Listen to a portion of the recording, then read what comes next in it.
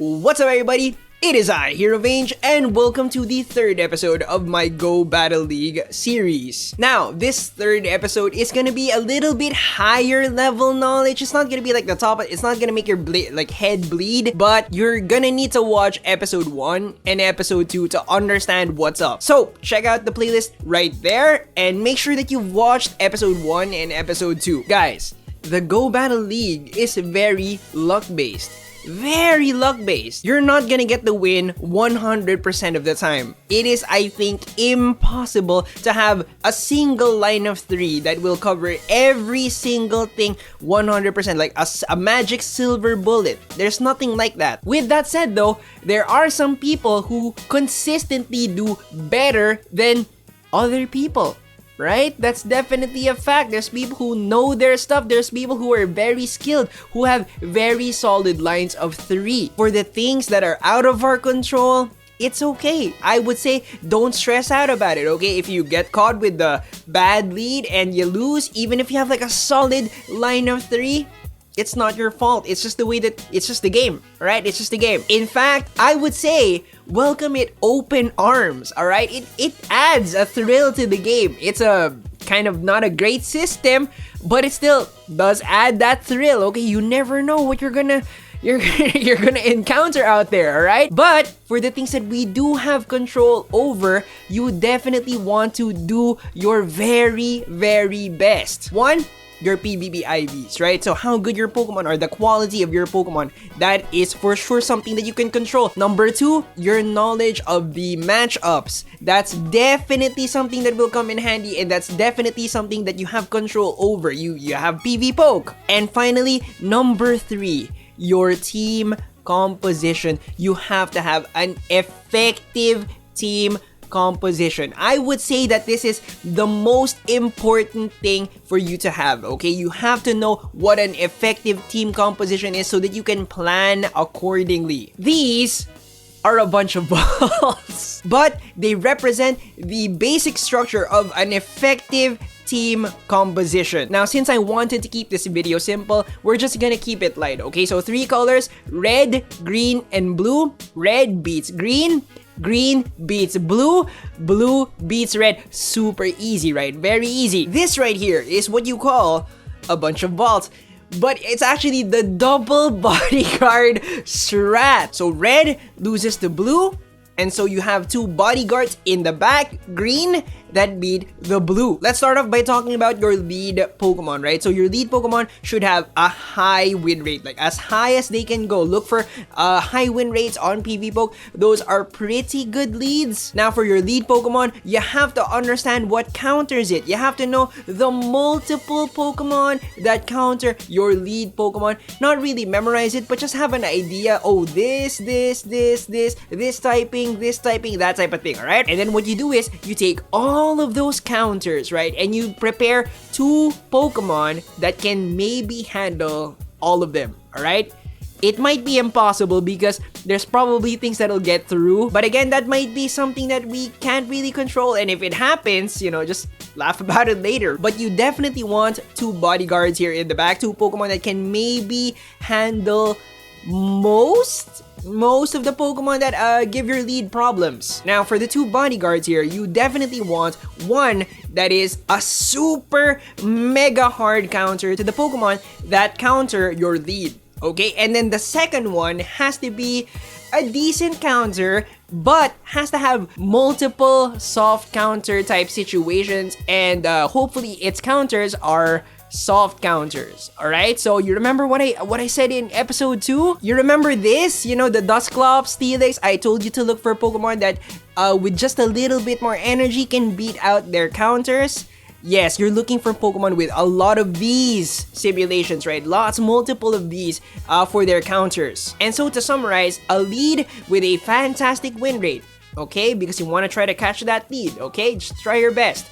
High win rate, a hard counter bodyguard, and a decent counter bodyguard, if there is such a thing, decent counter, but with multiple soft counter situations with its counter. Alright, so how does this work? Something that I noticed from lower tier Go Battle League players is that their team comps have no relationship to each other, right? So they have, you know, a blue, a green, and a red, or sometimes it's a yellow. It's like a Pokemon that's totally not related to the other Pokemon. It's like it's a brown, you know what I'm talking about? It's just weird, random sometimes. But let's say for the video that they caught you on the lead, right? So your opponent has the blue on your red. Oh my god.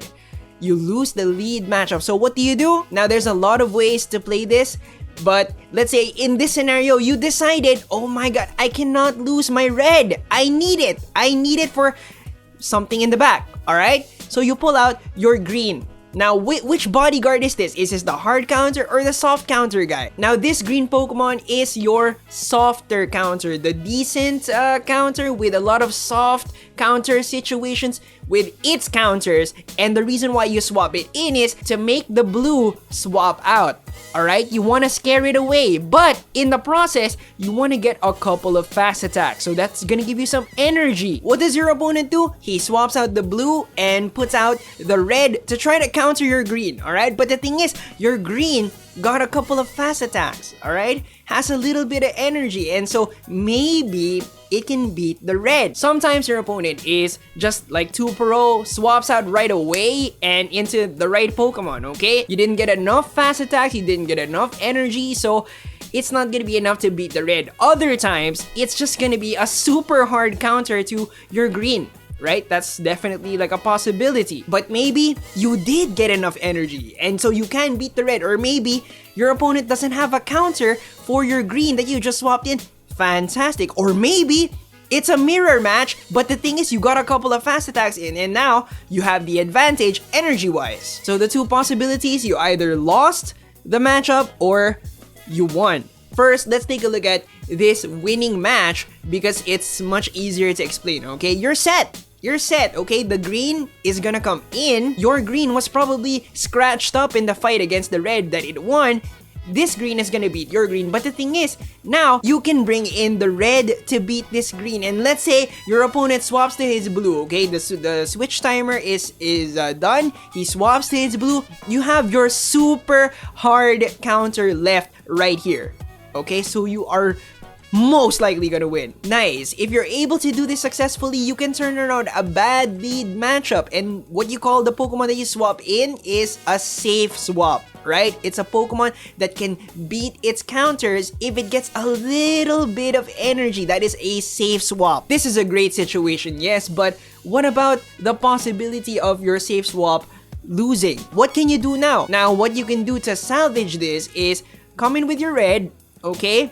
And try to farm down as much as possible. Hopefully your opponent's red is dinged up so much that you can just farm it down and it doesn't do much damage to your Pokemon. Farming is basically just using your fast attacks to kill what's left of the red Pokemon, right? So you want to save up enough energy so that maybe when the blue comes in, you can beat it, right? Maybe it's a soft counter, alright? But if it's a hard counter, then you want to swap out to your hard counter green, which will most likely make that blue swap out, and maybe you can beat his green, maybe, right? Because you got a little bit of energy type of thing, but you never know. What if the thing in the back is another blue?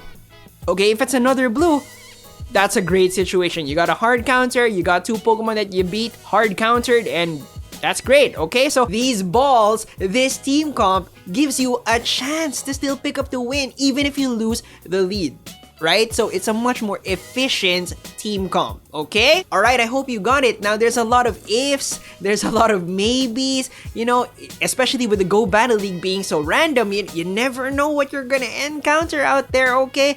I've had moments where I got the safe swap, got it, and then in the back, there's just a hard counter for the rest of my Pokemon. So I'm like, I get wiped out, you know, there's a lot of just random stuff like that, and that's the thrill. Now, in contrast to the double bodyguard team comp, we have some ineffective team comps, right? So this one right here, I call this the sandwich because you get it? It's a sandwich, okay? If you get the lead, fantastic. Actually, for most teams, if you get the lead, fantastic, right? But with this, if you lose the lead, it's a horror story, okay? So just take a look at this, okay? You're gonna have to swap in your blue, okay? On the red, that is your only counter. Obviously, your opponent is gonna swap out. And if that red gets away from you, the rest of your team, the double greens like in the back, It's dead. Dunzos. I hate the sandwich, guys. I hate the sandwich because losing with this is one of the worst feelings ever, okay? You swap in the blue, you're left with 2 greens in the back, the red is gonna go on a rampage, right? Let's say you let the green die, okay? Let's say you let the green die, you come in with the blue, kill the red, you're left with 1 Pokemon, right? Against 2 Pokemon, you don't know what those Pokemon are. Maybe one of them you beat, the other one probably not. You know, it's probably like a mirror match, even if it's a mirror match, or even if it's like green, still gonna get the advantage, and then the blue is probably gonna kill you. Even if you were supposed to beat the blue.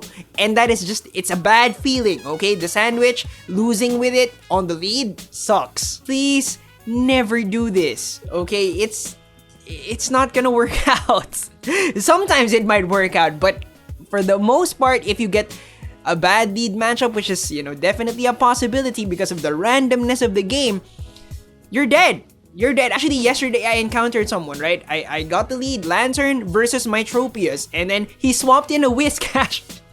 He swapped in a... Oh my god. He swapped in a Whiscash on my Tropius. It died. Okay, out came Azumarill.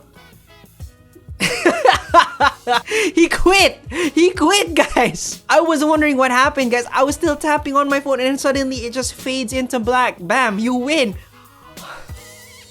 This is a bad idea. And so now you understand how to make an effective team composition, okay? So get back on PvPoke, look for that high win rate lead, something that you like, okay? High win rate, and then understand its counters. Make 2 bodyguards, 1 soft counter bodyguard, your safe swap, and then 1 hard counter. And then start building. But before you start building, get on Go Stadium PvP IV checker, okay? Like, check the PvP IVs. Sometimes the matches come down to 1 HP. Okay, there's definitely a bunch of matches that I won because of PvP IVs. And then maybe make like 3 lines of 3-3 bodyguard team comps, and, you know, just play around with that, practice with your friends, or, you know, hit up the Go Battle League, okay? But now that you understand team compositions, you can now watch the PvP YouTubers and analyze their team compositions, okay? They probably have that double bodyguard strat, okay? What are they using for their safe swaps, okay?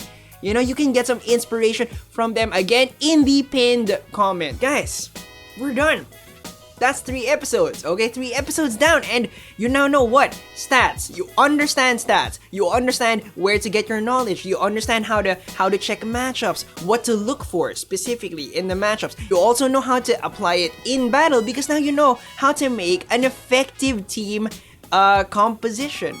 Alright? So I feel like you're getting pretty good, okay? Wow, are those muscles? How did you get them? By watching my video. I hope you enjoyed this video and I hope you learned a lot. Alright, if you want to support the channel, Patreon right there, okay? All these people,